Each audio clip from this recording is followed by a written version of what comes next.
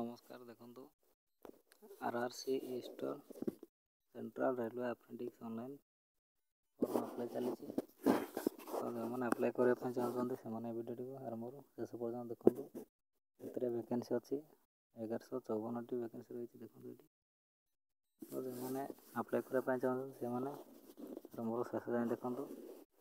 और वीडियो को सब्सक्राइब करूँ कमेंट कर कहतु तो चलते वीडियो स्टार्ट कर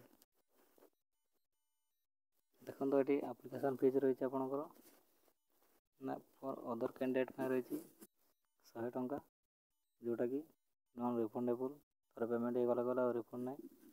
तो से भाया आपने देखिए सर्वप्रथम अप्लाई करने पूर्व आपने देखिए अप्लाई करने सब एलिजिबिलिटी आउ क्राइटेरिया भल पड़ी आपने पेमेंट करेंगे तो for SC ST PWD women's candidate payment किसी ना आपने फ्री रे अप्लाई करेंगे यार पेमेंट मोड रहा ऑनलाइन थ्रो रहा तो जो मैंने अप्लाई करने चाहते अप्लाई करेंगे से पेमेंट मोड रहा ऑनलाइन मोड तो यार इंपोर्टेंट डेट गुड़ाक देखने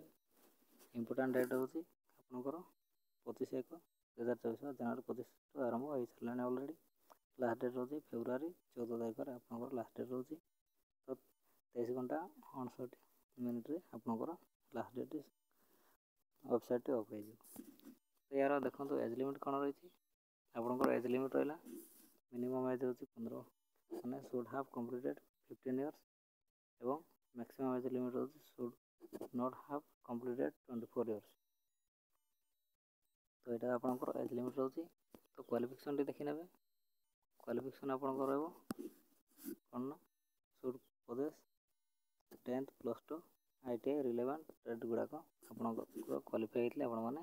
अप्लाई करेंगे आरआरसी रेलवे रिक्रुटमेंट जॉब तो देखो डिवीजन नेम गुड़ाक रही है आपंकर कौ डिवीजन के वैकेंसी रही देखो दानपुर डिवीजन रही है आपंकर 675 वैकेंसी रही आ धनबाद डिवीजन रही है आपंकर 156 एवं पीटी दीन दयाल उदय डिवीजन रही है आपंकर 64 वैकेंसी सोनपुर डिवीजन रही है आपंकर 47 वैकेंसी समस्तीपुर डिवीजन रही है आपंकर 46 vacancy plant डेप्यूटेंट PT Deen Dayal उदय रही 29 वैकेंसी